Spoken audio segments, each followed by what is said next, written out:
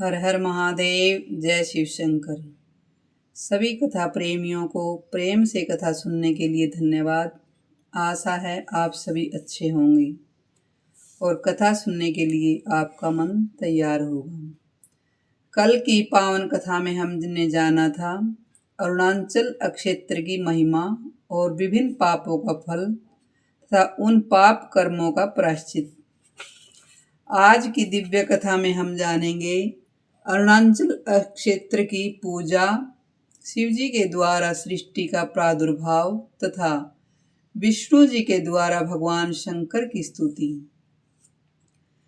बोलिए शंकर भगवान की जय।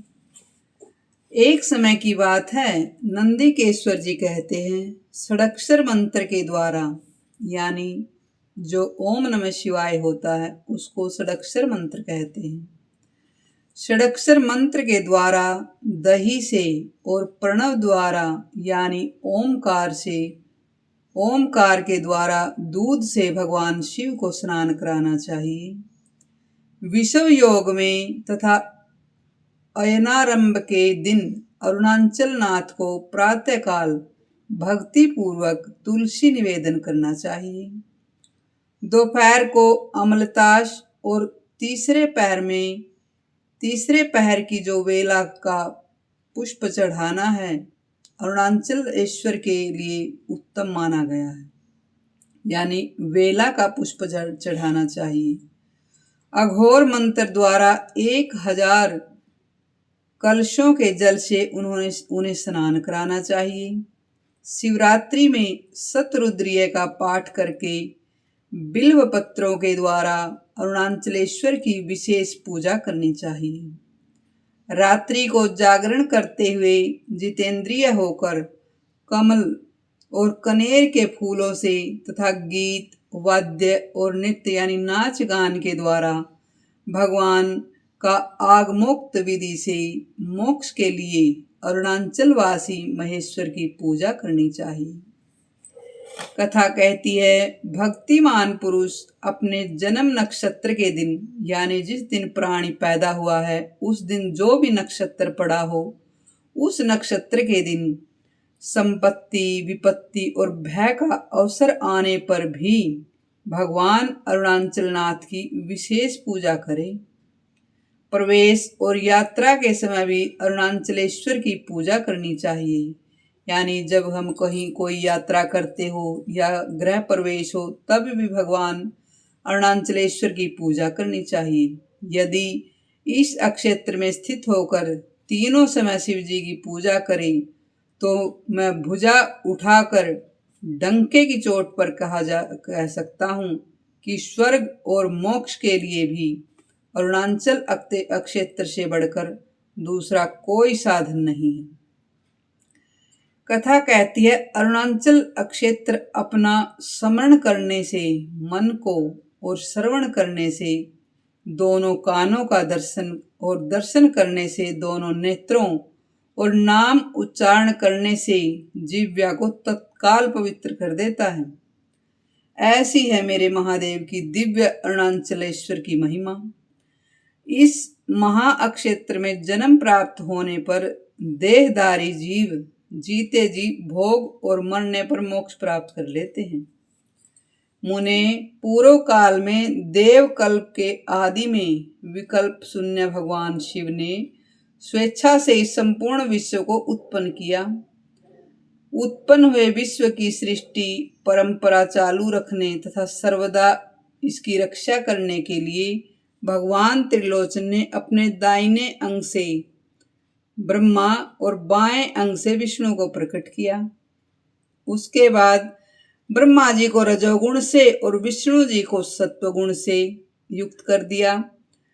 फिर देवादिदेव महादेव से प्रेरित होकर वे दोनों देवता सृष्टि एवं रक्षा के कार्य में संलग्न हो गए, यानी तैयार हो गए, संपूर्ण जगत का शासन करने लगे। उसके बाद ब्रह्मा जी ने मरीचि आदि 10 पुत्रों को अपने मन संकल्प से तथा दक्ष को दाहिने अंगूठे से उत्पन्न किया। फिर मुख से ब्राह्मणों को और दोनों बाहों यानी बाजुओं से क्षत्रियों को दोनों उरुओं यानी जंघाओं से वैश्य को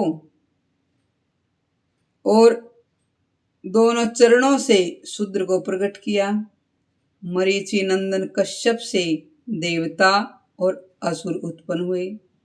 मरुत, नाग, यक्ष, गंधर्व, अप्सराओं का जन्म भी उन्हीं से हुआ।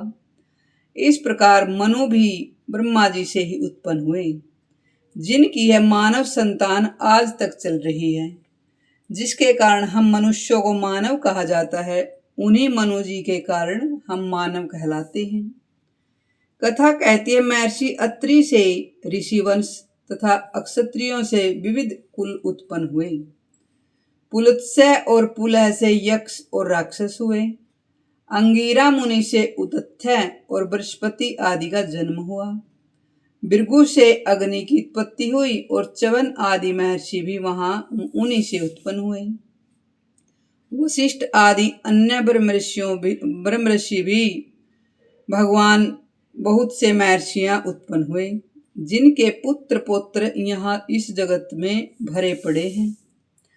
इस प्रकार ब्रह्मा जी ने अपनी संतानों से इस जगत को पूर्ण किया।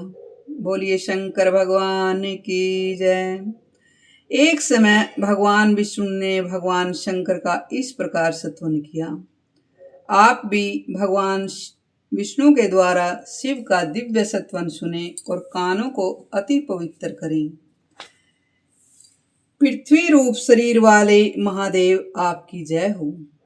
देखिए भगवान का कहाँ कहाँ रूप देखा जा रहा है, इस सभी का दर्शन आप कीजिए। आप पृथ्वी में भगवान शंकर का दर्शन कर सकते हैं। पृथ्वी रूप शरीर वाले महादेव आपकी जय हो। जल रूप शंकर आपकी जय हो।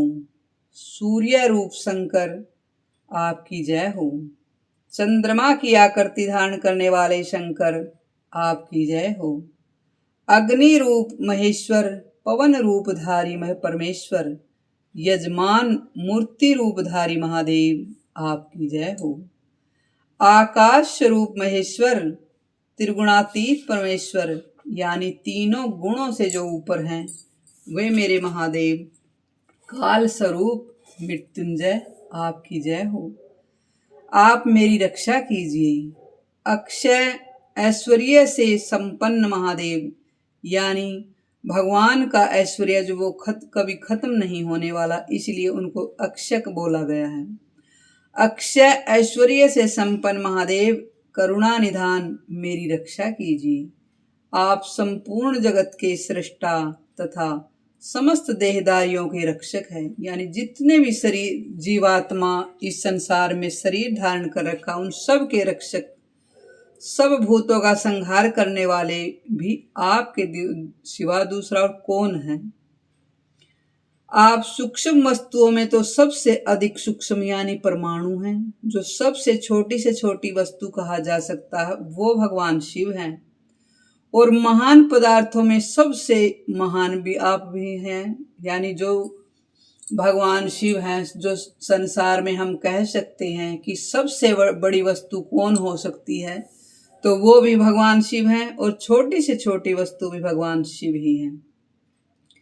आप इस जगत के बाहर भी हैं और भीतर भी हैं। संपूर्ण वेद आपके निवास हैं।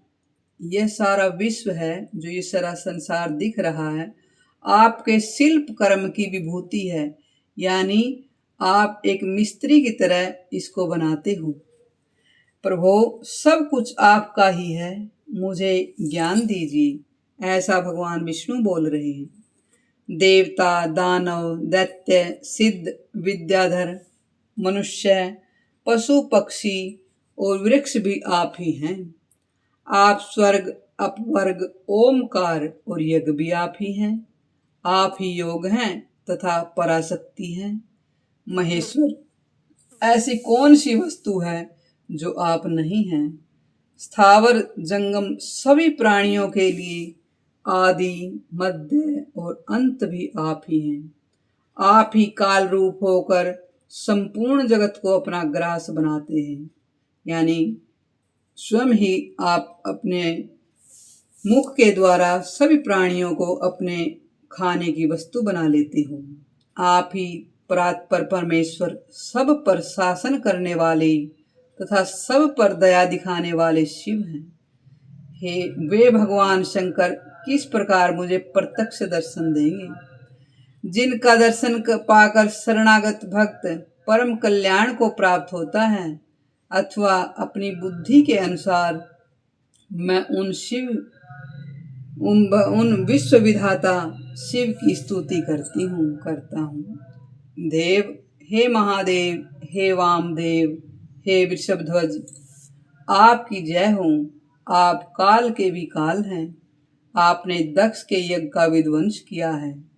नीलकंठ, चंद्रशेखर यानी जो चंद्रमा धारण करते हैं, नीलकंठ यानी जिनका गला नीला है, आपकी जय हो। शंभो शिव, ईशान, सर्व, त्र्यंबक, दुर्जटे, आपकी जय हो। आप काम के शत्रु हैं। आपने त्रिपुरासुर का विनाश किया है। आप स्थिर होने से स्थाणु और उद्भव होने से भव तथा महान ईश्वर होने से महेश्वर कहलाते हैं। ईश, आपकी जय हो।